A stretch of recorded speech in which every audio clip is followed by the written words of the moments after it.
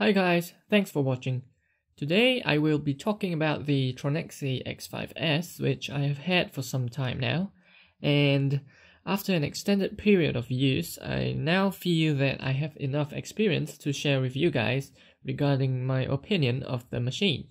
So I would like to cover the performance, the upgrades, and the reliability of the machine after using it for some time.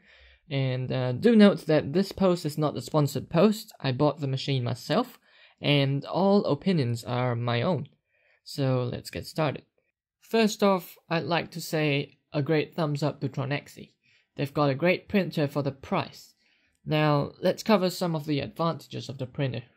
The frame stability is something that I really like. So I started out my 3D printing journey with some i3 style machines, of which I think they are generally good, but the frame stability is always an issue. Even at slow printing speeds, I would still get ringing, ghosting, lines. Even with printed modifications, all these problems still plague the i3 style printers, and these are all attributed to the stability of the frame. Then I met the X5S with the CoreXY cube design, which has an all-round and sturdy frame. So the X5S is almost fully metal with 2020 and 2040 aluminum V-slot extrusions, with the M5 screws directly screwed into the frame, and the gantries held by V-slot wheels, which really helps with the stability of the entire printer. So although most of the frame is in metal, there are some acrylic parts which I don't really like. They are along the gantry, the end stops, and the motor mounts. Now these can easily be fixed by printing your own, and models are readily found on Thingiverse. The other issue with the frame is that we have to get it square and level. This is pretty easy to do with a set square or an engineer's square, but it does take a little bit of time. With the original frame setup, there is also an issue with twisting of the frame, which can be again easily solved by installing these corner brackets found on Thingiverse. Now the prints come out looking great, even at 80 to 90 millimeters per second. There's obviously much less ringing and ghosting or any weird lines or vibration artifacts, even at higher speeds. I have also noticed that Tronxy is listening to the users. My old version comes without metal Z brackets, which many users have reported that they are broken on arrival, and they have also included a belt aligner, apparently with the new badges of printers. With the new belt alignment mod, it prevents the rotational forces that are unintended on the X carriage, leading to better prints. Also, adding to the heat bed stability, the Tronxy comes default with dual Z setup.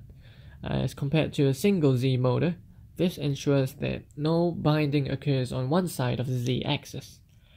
This is something that is a problem for the other printers, but we don't have to worry about it with the dual Z setup. Comparing with the other large-sized printers, the Tronxy's volume per dollar ratio is just amazing.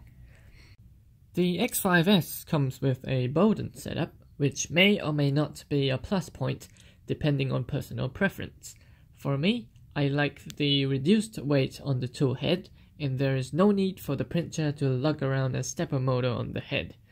There is also less ringing, less ghosting and vibrations, which leads to better print quality, although this is strictly my own opinion and my own personal preference. The extruder is a standard non-geared extruder, and I have experienced the filament jam twice in it, just as I was completing my 4-hour print. I don't know why, it always happens that way, but the filament was jammed at this hole with a sharp edge over here where the filament passes through, and all I did was to just expand the hole. Nothing a drill can't fix, so far it's been printing great. So now let's cover some of the not so good aspects of the printer. In terms of assembly, the printer basically came in shambles. Those experienced with building kits, you might find that this kit is slightly better than the other kits, because at least the gantry, the hot end, and the cable guards are pre-installed. But otherwise, you are just left with a pile of screws and nuts. Before this, there was no good build or guide videos, but now at least I see more new videos and guides popping up, and it is easier for beginners to get the printer up and running. The other bad thing about the printer is that the electronics really suck. The first thing is the heat bed. It is an MK3A heat bed, and it measures 1.4 ohms.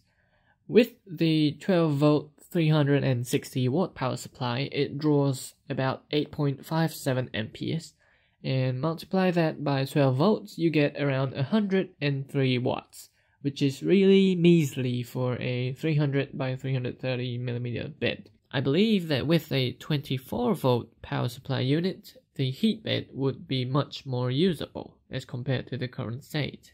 Furthermore, the copper tracings on the heat bed cover only 300 by 300mm, and it couldn't even reach 55 degrees without any insulation when I tested it, with an ambient temperature of 28 degrees, so that is pretty horrible.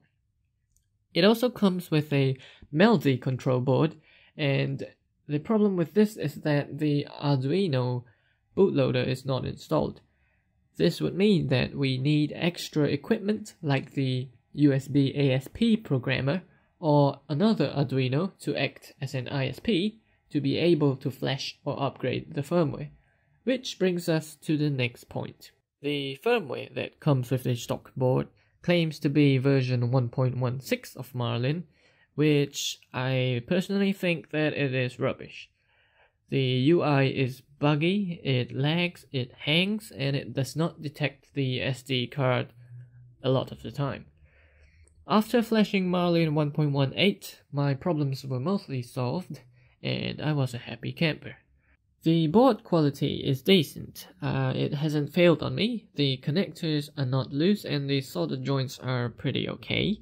But the 18MEGA 1284p is not as good as the 2560 that I found in MKS boards, given that it has less flash memory and it is a less commonly seen microcontroller.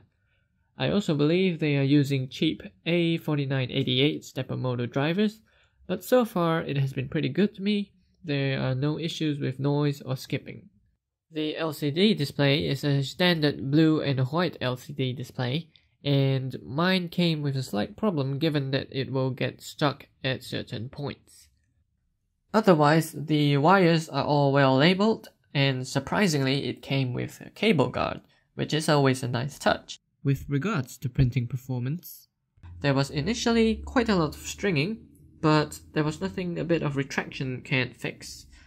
Okay, maybe not a bit, but my retraction settings was up to 7mm per second at a retraction speed of 140mm per second with the part cooling fan at 100%, and I got better results. I also changed the part cooling fan, which was blowing at the nozzle, and the heat block, which led to unstable temperatures, and the part cooling fan was only blowing in one direction, which I didn't like. Thus, I printed this Fang fan upgrade that was initially meant for a CR10, but it was also compatible with this printer. The bed adhesion was pretty good with this green fiberglass thingy that was sent together with the printer. Once you can get the first layer height right, your bed adhesion would be perfect. Over the past few weeks that I've had my printer, I have done several upgrades to it, namely the gantry and end stop modifications, the idler pulley modification, the belt alignment modification, as well as the installation of an AC heated bed, as well as a solid state relay. Now this heat bed modification allows me to get up to PLA printing temperatures faster than I can even clean my bed, which is a very nice modification. So to conclude, I think that this printer is really good bang for your buck. It has a stable frame, although the electronics suck. The CoreXY mechanics is really cool and it has a large build volume. If you're a DIYer or a tinkerer, I would say go for it. This printer is a basic kit and it serves as a foundation for upgrades that once you upgrade it, it will likely perform better than printers that are many times its cost. However, the drawback is that you would have to spend lots of time and effort perfecting the printer until you reach that stage. If you are new to 3D printing, I would say maybe get an i3 style printer first for you to familiarize with 3D printers, then take this printer as a next step up. In the future, I will be doing further upgrades to it, likely adding a 32-bit controller, swapping out the stock hot end for an E3D hot end, and also including a Titan extruder, adding lights and replacing all the acrylic parts with PETG or metal parts. So that's it guys, thanks for watching, leave a comment below if you have any questions, and until next time, bye bye.